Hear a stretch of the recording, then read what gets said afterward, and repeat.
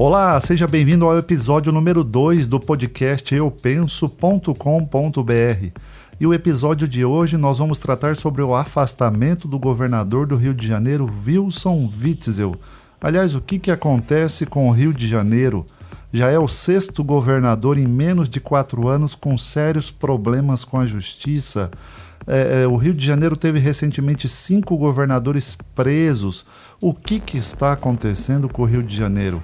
O esquema do Wilson Witzel, segundo o Ministério Público Federal, é um esquema que envolve dezenas de pessoas, que envolve desembargador, milhões de reais, prefeitos do estado do Rio de Janeiro, um mega esquema de corrupção montado para roubar dinheiro da pandemia. Vamos dar uma olhada no que está acontecendo, quais foram as acusações, quais foram as movimentações e o principal, precisamos pensar o porquê o estado do Rio de Janeiro chega nisso. Porque um governante que a princípio começou com um discurso bem, descamba em menos de 1 ano e meio. Vamos dar uma olhada? Vem pensar com a gente. eupenso.com.br. A verdade liberta.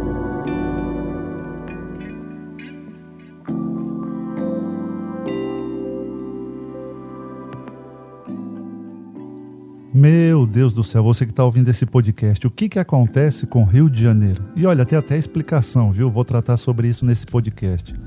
Mas olha a sequência de governantes do Rio de Janeiro. Moreira Franco, preso. Antony Garotinho também foi preso. Sua esposa Rosinha Mateus, presa. Sérgio Cabral está preso até agora e tão cedo não sai. Luiz Fernando Pezão, preso, mesmo doente, foi preso por corrupção. E agora o Witzel está afastado cautelarmente por uma decisão do Superior Tribunal de Justiça. O que acontece com o Rio de Janeiro? Nós não podemos nos esquecer de estruturas antigas, de mecanismos engendrados há décadas, se não há centenas de anos. Bom, mas por enquanto vamos ficar com o governador Witzel. Em primeiro lugar, não é segredo nenhum das suas aspirações retumbantes, os seus arroubos de arrogância em se autodeclarar desde já o sucessor de Bolsonaro. Não é segredo para ninguém que o próprio governador repostava nos grupos de WhatsApp uma foto só com a faixa presidencial. Aliás, ele já declarou publicamente que sua intenção era essa. Vamos ouvir? Meu desejo é ser presidente da República.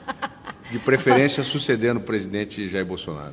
Mas depois dessa eu acho que o governador Wilson Witzel pode tirar o cavalinho da chuva, porque parece que o povo brasileiro não vai ascendê-lo à cadeira da presidência da República. Ainda mais depois de todo o seu papel, do seu posicionamento de tirania, de opressão, fechar a praia, impor quarentena e, enquanto isso, montar uma estrutura de corrupção. Aliás, a acusação do Ministério Público Federal é justamente isso, que o governador Wilson Witzel montou núcleos de corrupção. Então, existia núcleos de corrupção na Assembleia, um núcleo no Judiciário, com desembargador trabalhista recebendo dinheiro através da sua irmã advogada, um núcleo da sua mulher, que as empresas que queriam relacionamento e ganhar contratos com o governo tinham que contratar a esposa de Witzel. Então o governador montou uma estrutura gigantesca com diversos núcleos e a partir daí começou a se enriquecer e enquanto isso impunha o terror na população carioca. E em todo o estado do Rio de Janeiro.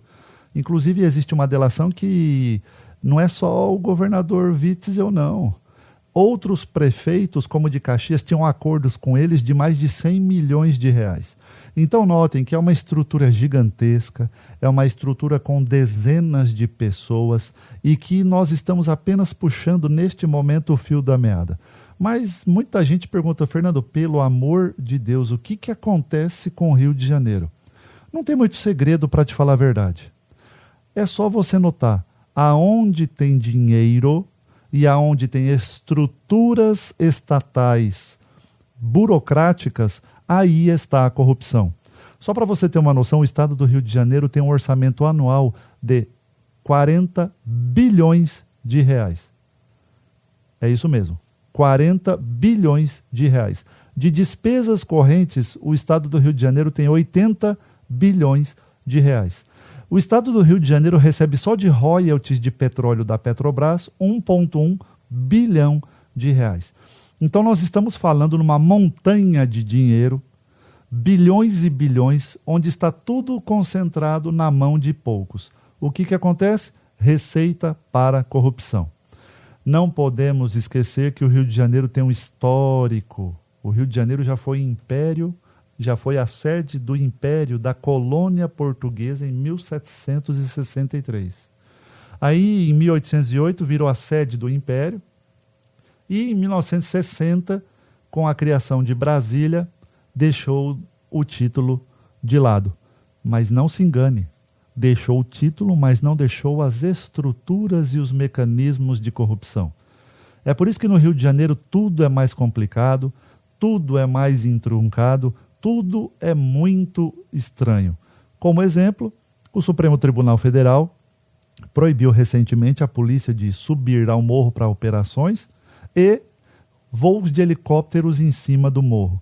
Ou seja, proteção da maior corte do país com o centro de comando do tráfico internacional estabelecido com sede no Rio de Janeiro. Estranho, né? Pois essa é a realidade brasileira.